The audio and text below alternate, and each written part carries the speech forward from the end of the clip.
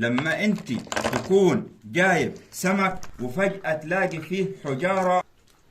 دي سمكة يا اخواننا، النهاردة اشترينا سمك من السوق ولقينا حجارة، بس انا اشك في الحجارة دي.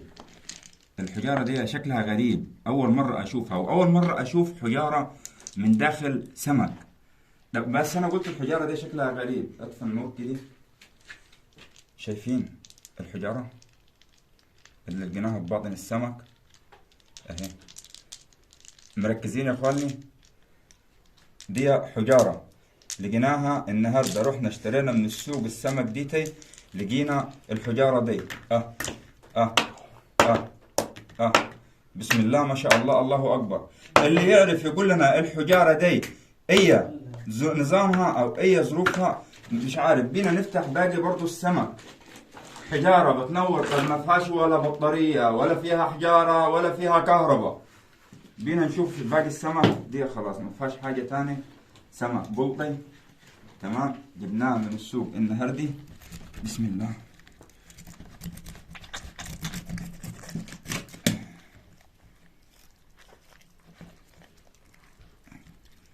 لا احنا لسه مطلعينها من السمكة دروك حالا قدامكم.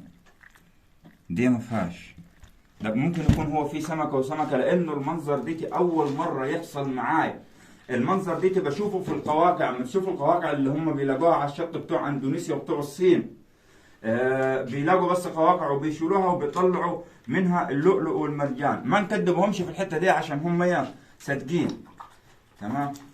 بينا نشوف السمكة التالتي. احنا فتحنا اول سمكة لقينا فيها الحجارة دي، فقلت غريبي، لان اول اهي بسم الله ما شاء الله دي حجارة. تعال رجال تعال، دي حجارة. طيب اللي عنده فكري حبيبني في كل مكان وفي الوطن العربي، في مصر وفي الوطن العربي، اللي يعرف الحجارة دي فيها تاني دي سمك صاحي جبناه النهاردي من السوق، السمك ديتي بلطي، عشان تعرفوا النوع اللي احنا لقينا فيه الحجارة دي. الحجارة دي اول ما نزلناها قلت عليها حجارة مش غريبة الحجارة دي. تمام. فازاي حجارة تنور؟ طب تنور ازاي من غير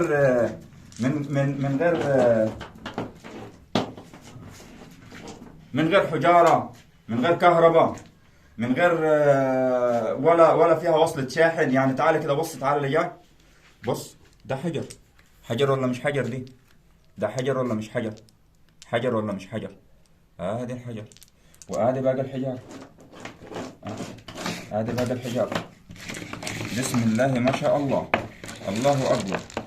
حاجة تفرح القلب لما انت تكون جايب سمك وفجأة تلاقي فيه حجارة غريبة الشكل. الحجارة دي مالها يا ابو عمو الحجارة دي؟ الحجارة دي يا ابو عمو احنا بننبه الناس وبننوهه من الحجارة الطبيعية اللي بعض الناس بتقول انه حجارة طبيعية وبتبيع الحجارة وكأنها طبيعية، مش حجارة مصطنعة او صنعينها. الحجارة دي احنا سيحناها من اول وجديد ودخلناها في السمك، لانه مشاهد كتير شفناها على الانترنت وناس بتستغل ظروف ناس عشان خاطر تنصب عليها على اساس انها حجارة طبيعية. بص كده، تعال اللي جاي يا حسن، تعال اللي جاي دي نفس الحجارة. طب هتقولوا ايوب عمل الحجارة دي ازاي؟ هوريكم الطريقة تمام، بس على قناتي باليوتيوب هتلاقوها في اول تعليق. بس هوريكم الطريقة دي اتعملت ازاي وعملناها ميداليات ازاي. الميدالية اللي احنا هنشوفوها دي دلوقتي مع بعض، هذه طبعا الحجارة اللي احنا لقيناها في السمك وقلنا عليها لقيناها في السمك، وادي الميداليات. طبعا سيحنا الحجارة وعملنا منها ميداليات. اطفي يا عبد الله النور، شايفين الشغل؟ بسم الله ما شاء الله. وادي الحروف.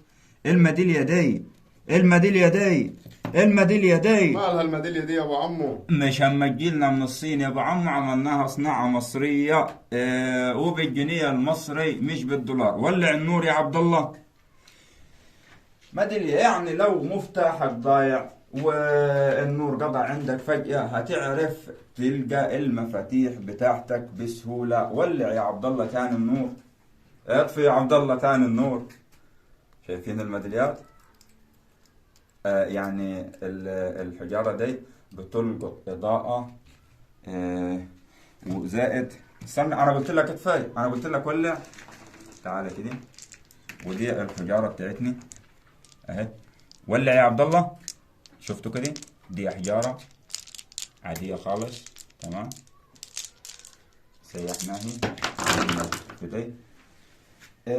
الفكرة انك انت لازم تشتغل على نفسك، لازم تجتهد، لازم تكافح، لازم ما تتكلش على حد غير على ربنا سبحانه وتعالى. واجري ورا حلمك. هتتعب. هتلاقي بعض الصعوبات في طريقك، بس ما يهمك شيء. حلمك هتاجي في يوم من الايام هتوصله. انا قلت هي فكري، هي فكري. الفكرة مش تحت شرط فكرة في الطفاية، فكرة في ميدالية، فكرة في فيديو نشرح ونوضح الحقيقة للناس. الفكرة انك انت ما تخليش اي حاجة تشوفها على النت تصدقي، واشتغل على نفسك يا ابو عمو. واستنونا في فكرة جديدة. السلام عليكم.